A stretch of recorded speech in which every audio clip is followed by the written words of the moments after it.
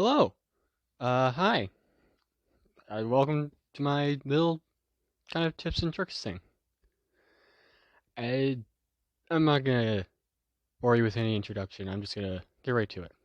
So, the first tip I have for beginners, make sure just keep an eye on your mana count. You don't want it to get too high, because if you have, say, a deck like what I'm making right now, you have the potential to not be able to play any cards in your hand, which basically gives your opponent a free turn. You don't, so it's not a bad idea to have one or two expensive cards in your deck, but it gets to a point where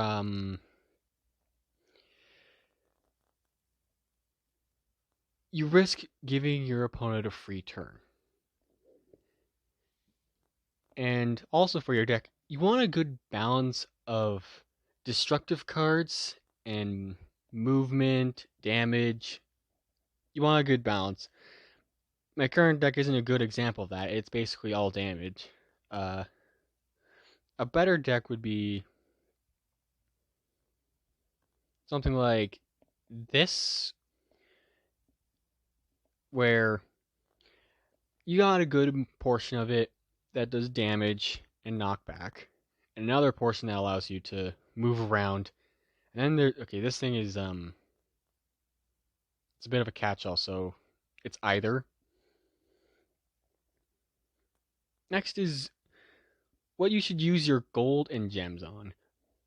Early on in the game, I'd recommend just saving up your gems for the weekend arena and jump challenges because you get little fish hats. Very cute. And they're also used in the Book of Secrets. But for gold, for the most part, you just want to save up for maybe there's a card in the shop you want, or there's an upgrade you want. But as you get later into the game, gold, you pretty much just want to save up for these 25 packs. It says 20 cards, but the plus 5 free, so it's 25. And you just want to save up for that because it's hard to get enough cards to level up. Currently, I can't even level up any. So, and for gems, you just want to buy more gold because currently, I can change names, whatever. Yeah, just spend gold and gems to get these capsules later on. Early on doesn't matter too much. You might just want to save up your gems also for this card because it changes every day, and it doesn't necessarily have to be on your level. So you could be level 1 and get stuff like Kamikaze or Ghost Bullet, Lantern, stuff like that. And next is knowing what cards you should use on certain maps. Some maps aren't very good for certain cards, like the Cow Laser. It's a very good card, but on some maps, it's not very useful because its damage isn't all too high, but what it's good for is destroying a large row of blocks. But if the ground is basically one big indestructible block, it's not going to do much. It'd be hard to hit, and even then, it's only doing 34 damage when Fireball does 52. Or Meteor does a lot. Whatever 6 times 14 is, I'm not doing that right now. Or even like Trailmaker, 25 for 1 mana. Some cards just aren't good on some maps. And especially for the Milk map, you want a deck that's pretty much all movement based. Because, well, with the Milk always rising, you don't necessarily need to start hurting your opponent because Um, Sorry for the ums. I'm tired. The milk is constantly rising, so you can jump into your opponent to knock them away and make them go lower down, so they're more likely to die from the rising milk. You don't need to kill them via damage. And if you don't have enough movement, you're probably going to get caught in the milk and die. So for that map in particular, you really want movement. Next is comboing. So what I mean by this is like you want I what I'm you point you want a lot of low mana cards to combo with, because comboing with high mana cards is quite difficult, just because it would need to be late in the game for you to be able to do that, and it's not going to be any more worthwhile, well, much more worthwhile than if you comboed with other cards. Because, say you wanted to combo with TNT for some reason, uh, your options are very limited. You can't combo TNT with any four mana or higher card, and even then, combo with any card would require minimum 8 mana, which honestly doesn't happen very often. The game rarely drags on to the point of you having 8 mana, or even 7 mana for TNT, which is also why typically high mana cards aren't very useful, in my opinion. Now, it is just my opinion. You can use whatever cards you want, but I do like to typically have low mana cards. 4 is the highest I'll go to, and even then, I only have 2 in my deck.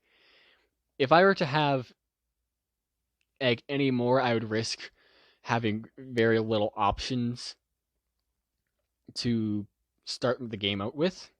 Because if I go first and I have both these cards in my hand, I'll only be able to play the other 2 cards. I'll have less options. And even, but if you go second, you start off with 4 mana, so it doesn't matter. But anything higher than 4 is a bit excessive. 5 mana for the nuke. It's just a slightly better version of Bullet. Like, it has more force and range, but the force on Bullet is already really high. Or wait, am I? Oh, never mind. The force on Nuke is smaller. The radius of the explosion is bigger, which can be useful, but can also be a detriment. And then when you go to other cards like,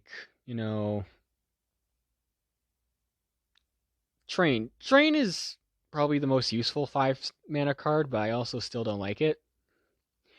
It's basically a cow laser if it was sideways. And anyway, back onto the comboing thing. Sorry for a little sidetrack. You can use having a bunch of low mana cards allows you to kind of combo with them. So say you use Trailmaker to break a single block, and then use Horn to knock that enemy backwards. If you didn't use Trailmaker, the Horn would have done nothing. It's a good combo there, and it only costed you 1 extra mana with then Trumpet. Or you can just use a card as a backup. Say you accidentally missed your shot. Oh, well, at least you have another shot. You missed with your Trailmaker. Well, now you can just use Fireball. Comboing is very useful as a backup strategy or just a regular strategy. But next up is the Book of Secrets. It has a lot of stuff. I'll go through how to get all of them. Some of them are self-explanatory. Everyone Wins is probably the first one you'll ever get. Just get a tie. Very easy. Then Quadra, Penta, and Hexa KOs. Those are get 4 kills in one turn, 5, and 6. 6 is by far the hardest. As you see, I've only done it 19 times. It's really hard to do intentionally. And there is one specific map. I don't exactly remember what portal it's on. But if no one's played a card and you put a cow laser right in the center, everyone will die. And that's a good place to farm Hexachaos.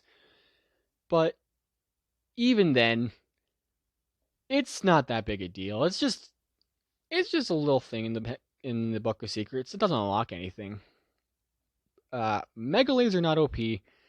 Win a match after someone uses Mega Laser, which is this thing.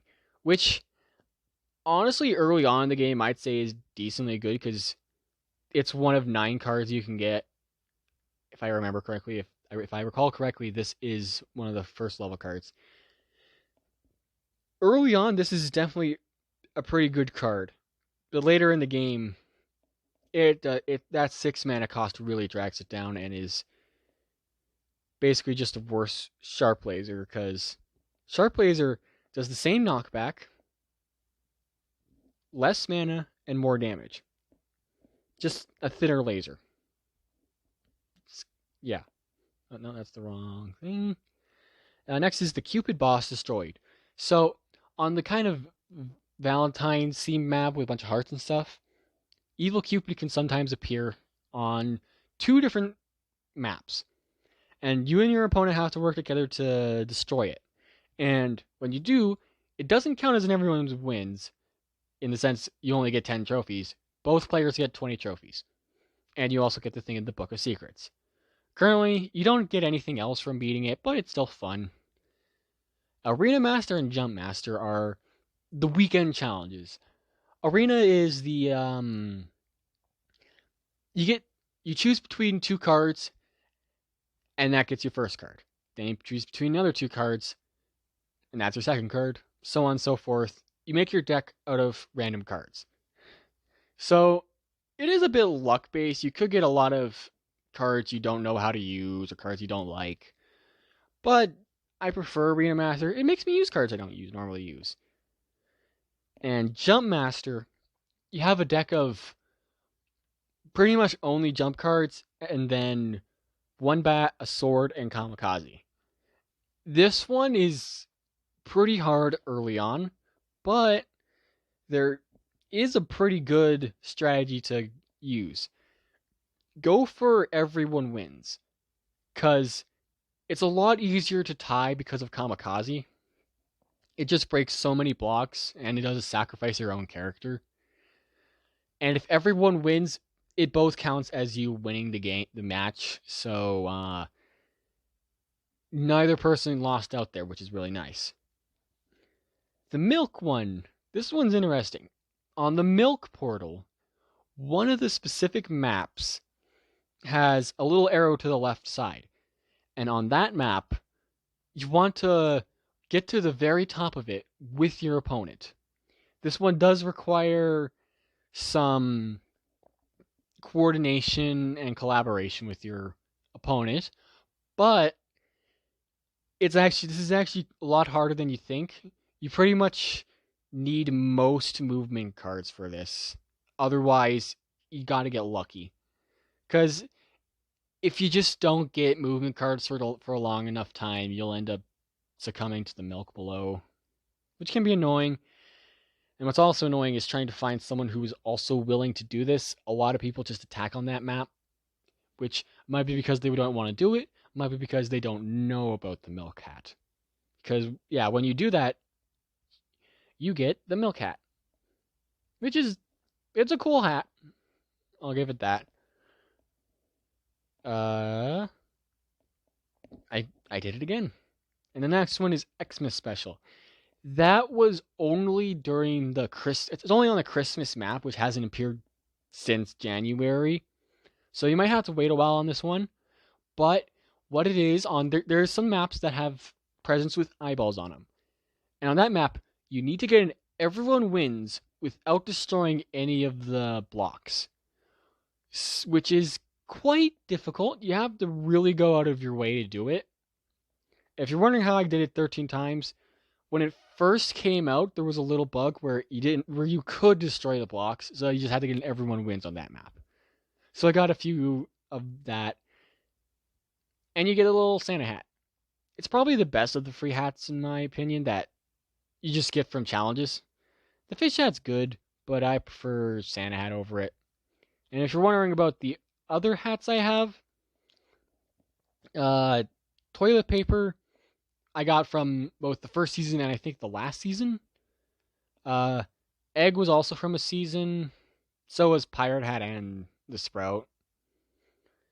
But the crowns and this hat that my mill guy is wearing, the crowns you get from being in the top 10 leaderboard, which is quite difficult nowadays because if I go look at it, it's only what? It's only May 5th, and you currently need to have around 6,000 trophies, which isn't that bad.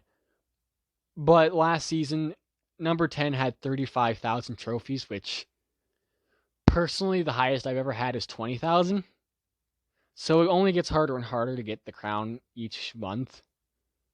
I don't think I'm ever going to get a third. Anyway, and the third one, or the final hat, this is one you get for winning a community event on the Discord, which you should join. It's a fun place. You can also ask for tips and tricks there. Boomslingers Discord for special news events and news. Yeah. So the next few things I'll just go into a fight for background, whatever. Next one is spreading out your characters.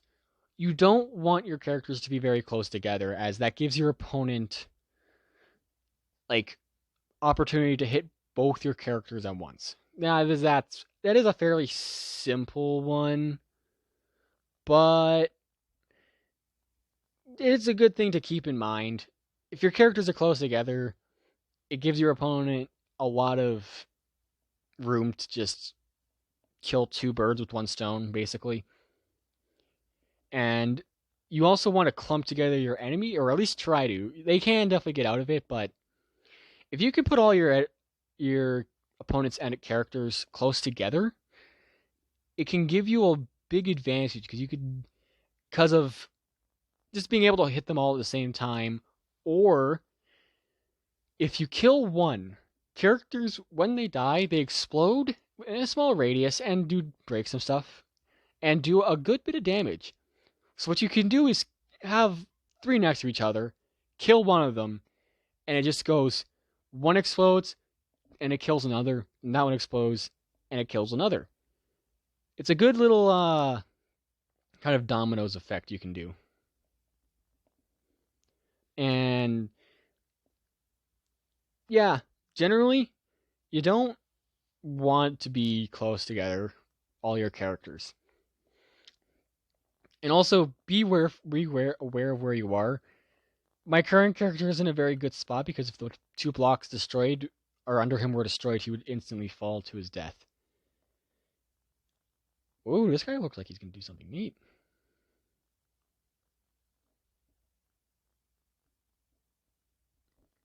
Well played. Now, the next five things I have are a bit more on the obscure side. Not like extremely useful for new players to know, but they're good. And a lot of old players don't know about these. So the first one I have is how to auto fight bots. So you may notice there are bots in game. You'll notice they have a name, just kind of generic, and then a number at the end. Normally fighting these is kind of random. It only happens when the servers bug out a little bit and you don't connect to your opponent. But you can fight them automatically. So in this screen, you tap the top left corner and you instantly fight a bot. It's fairly simple. See, generic name, all lowercase, with a number at the end. Pretty cool. It's now fighting a bot normally. Okay, cool, I guess, if you want that. But a better way to do this, if you go to friendly battle, just put in anything here, and you can fight bots here, but you won't gain or lose trophies.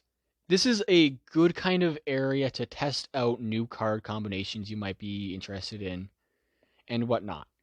So, and I was actually talking about this on the Discord. One of the moderators didn't even know about this trick, so that was nice. There are a lot of obscure tricks, so and yeah, I'll just surrender, and you'll see I won't lose any trophies. But you have to be in a friendly battle to not lose trophies. It's cool.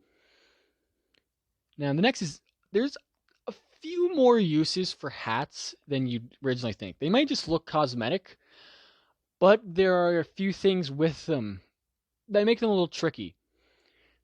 If a hat is on the ground after a character is destroyed, it has a solid hitbox, which basically means you could hit it with a fireball or a bullet or whatever. This can be used to kind of shield your characters, but because of the hats kind of being in random spots, it's not very useful. And in some cases can even be a detriment as, oh hey, normally I'd be able to make that shot, but a hat's in the way. Can be annoying.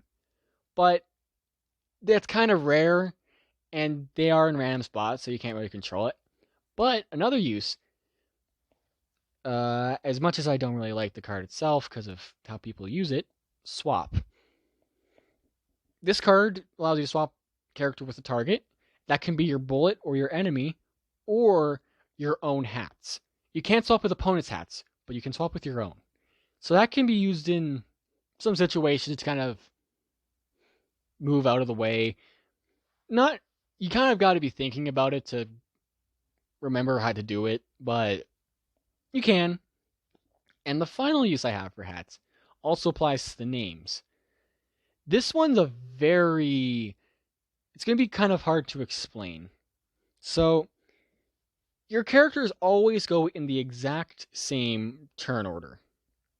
So what I mean is, Diablo will go first, then Chibi, then Devil, every single time.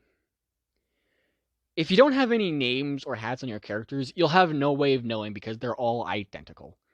But I know that every time I play the game, Diablo, then Chibi, then Devil will go in the exact same order every time. And it doesn't matter what name or crown they have. Like if I were to switch to this, it'd be Chibi, Evil, Diablo for turn order. It always goes far left, far right, middle. And that's how you can know your own turn order, which can be very useful for planning out future attacks. And then if you go into a battle, I don't know what that error was. Anyway, if you go into a battle, you can also do the same thing here. It's always, as the characters on the ship always appear in the same order. So it'll go the person on top, the person in the little front area, and the guy on the back. And this can be used to also, if you look at your opponent's ship and they have names or hats, you can see what their turn order is. So it'll be Romeo, Happy, then Einstein for them. And this can be further used to plan out which character you should kill. So I'm gonna mute this guy. So yeah, you can plan out your attacks. If you know what opponent your character is going to next attack with, and you have a choice of either killing that character or another character, this gives you the opportunity to know in advance what will happen. It's very useful, but also not very well known. And the last two tricks I have are very, very obscure and not very useful, but hey, they're in the game. There is a way to fight against yourself. It does require two devices, though, that each have Boomslingers on it. You can basically enter a friendly match, both devices input the same code, and you'll be fighting against yourself. It's not very useful, but it's there.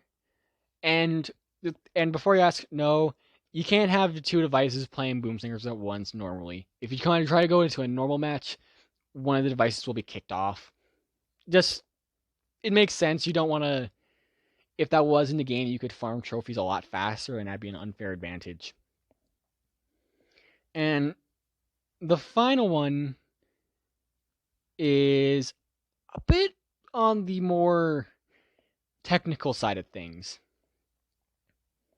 It's a little debug lock. So if you go into settings, there's another way to activate this. On the loading screens, there's a bomb little icon in the corner. You double tap that a bunch, it'll happen. But if you go to settings and tap settings a lot, this will happen. This is a lot of technical mumbo jumbo, just basically used by the devs to try and find bugs. It's not really useful to anyone but the devs, but hey, it's there. And yeah, that's about all I have. Sorry if this dragged on a bit, or if I was unclear in some parts, or if I am hard to hear, but I hope this helped you a little bit. Goodbye.